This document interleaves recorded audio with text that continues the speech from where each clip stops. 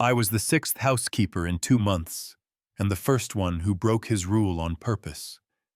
I slipped a blonde wig onto his little girl's bald head, watched her grin return like sunrise.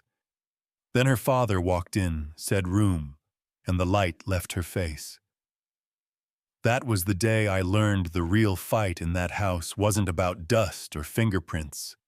It was about a man trying to control pain he couldn't fix. My name is Janelle Moore, Lakeview, Illinois. 2-bedroom apartment bleach on the hands that never quite fades. You know what I mean. I've been looked past and talked down to enough to recognize it when it shows up in a suit. Ethan Cole's place sits on a hill like a museum without a ticket booth, glass and stone, and hush the kind of hush that swallows your footsteps.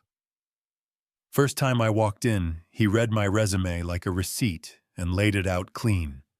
Punctuality, precision, discretion, museum clean, and do not speak to my daughter. There was a way he said my daughter that burned like the words hurt his mouth on the way out. And I didn't know why, yet I only knew the salary could keep my lights on and my pride intact. Miss Irene, head housekeeper, showed me the route. Top to bottom, left to right, dry to wet polish to shine. And then I saw her. Ava. Pink sweater, big eyes that didn't beg for attention, they begged for mercy. No hair under the knit cap, just a brave scalp and a small smile she was saving for a better day.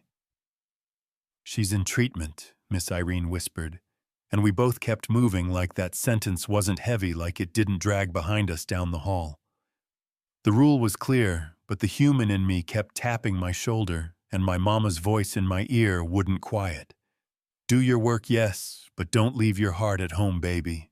Day 3, a picture frame slipped while I dusted, and I caught it a photo of Ava at 4 curls like sunshine and laughter that looked like it could lift a roof. That was my butterfly party, she said soft, as a thought suddenly right beside me. I bet you caught them all, I whispered back before I remembered the rule.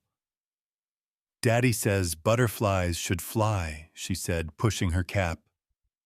I just want my hair back. That sentence went in like a key, turning a lock I'd been holding shut. Then Ethan's shoes hit the doorway, and I was in his office getting my first lesson. I gave you one boundary, he said, quiet and sharp. Do not try to fix what you do not understand. I carried that line around like a rock in my pocket and told myself to swallow it, but the taste never faded. For a week, I cleaned like a metronome and kept my distance like it was another surface to polish. But at night, the picture of that little girl in the mirror wouldn't leave me alone.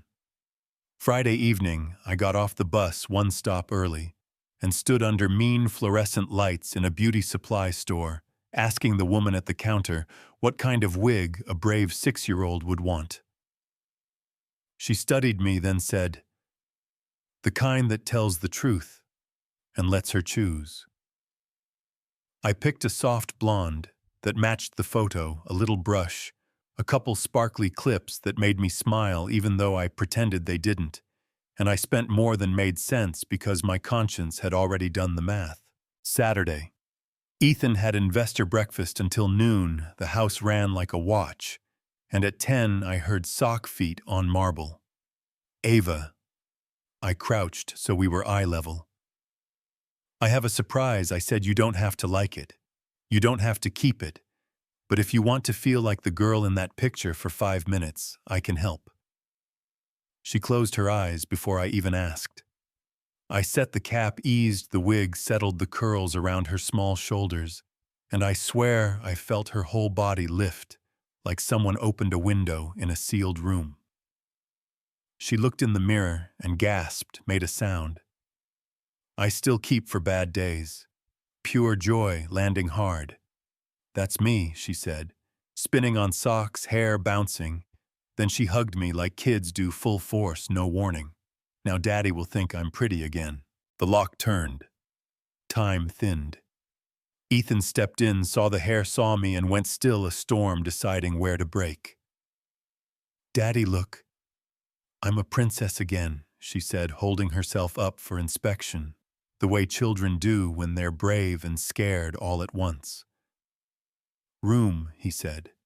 Not loud. Final. The hurt on her face hit like a shard. She walked upstairs, small and careful. He shut the door and turned to me, anger contained so tight it hissed. You had one job, he said. Do you think this is a stage? I think your daughter is a person, I said, voice shaking, feet planted. She misses who she was, fears who she is. I gave her 5 minutes of herself. And when the wig comes off, he stepped closer. What then? Then her father tells her the truth doesn't change her worth, I said. Then you show up instead of hiding behind policies. He slammed a palm on the desk. The air jumped. Do not presume to talk to me about showing up, he said, voice on a wire. You don't know what it is to carry her to the bathroom all night and sit in a boardroom at 8 a.m. deciding 300 paychecks. You're right, I said. I don't know your boardroom. I know bedroom floors. Where silence teaches a child, she's the problem. If you're going to fire me, but don't punish her for joy. And then a tiny voice from the doorway. Daddy, do you not love me without hair? Everything in that man cracked like thin ice under a true sun. He dropped to his knees, pulled her in words tumbling out unpolished. No, baby, I love you, I love you. You're my princess every day, hair or no hair. I'm sorry. I stood there with tears on my face, hands open, watching a wall fall that money had built and love tore down. The next morning, he was waiting at 7 with no tie and no armor eyes, like he'd been up all night. I owe you an apology, he said.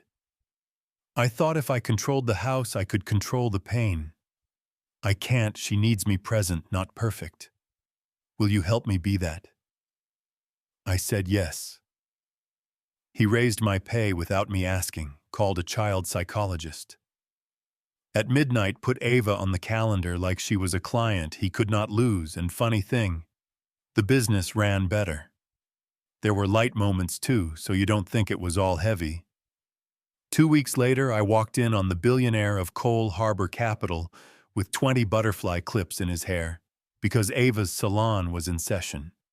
He tilted his head and asked, "How's my look?" And I said, like a man who understands leverage, and he laughed in a way that shook dust off the beams. Don't mistake it for a montage, though. Growth isn't set to music. There were nights chemo knocked Ava flat, and the house felt like a church after a funeral. There was one time he was 20 minutes late for reading, arrived wet with rain and regret, and I told him if he was going to be present, be present. He took the hit and did better. 3 months in, doctors said the tumors were responding. Ethan burned pancakes and called them victory. Ava wore the wig for play and took it off for bed without flinching. And we started to see her real smile with no hair, the kind that rises from somewhere deep and says, I survived today. The twist you didn't ask for came with a school program. First graders, paper crowns, orange slices, stage lights too bright. Ava wanted to sing. We walked in hand, people stared because people do kids, because kids are honest. She whispered, maybe I should put the wig on, and I knelt and said, It's your call, princess. If the wig makes you brave, we wear it. If your head makes you brave, we leave it in the bag. She took a breath, you could see, and said, I want to be brave like my head. So we walked her up there, scalp shining like a testimony, and she sang. Not loud, not perfect, true. Half the room stood and clapped. The other half did that polite little pat when they're not sure what's appropriate. You know the one. A week later, the PTA president sent a note about considering a new uniform appearance policy for performances, consistency minimizing distractions. Totally not about any one child, of course. Yeah, that happened. Ethan wanted to burn the server down. Miss Irene baked lemon bars like she was preparing for trial, and I wrote a speech with sharper edges than any hedge memo he's ever penned. The vote is next Tuesday. So that's where we are.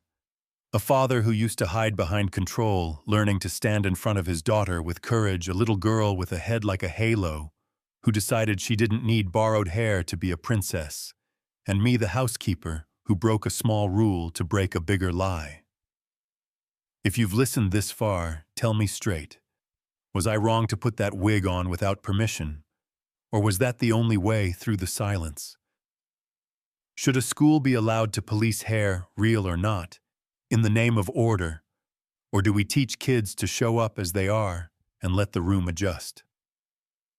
Drop your take in the comments. Tell me your city, your story, your yes or your no. And if you know a parent who needs to hear this tonight, share it with them, because presence beats perfection every single time.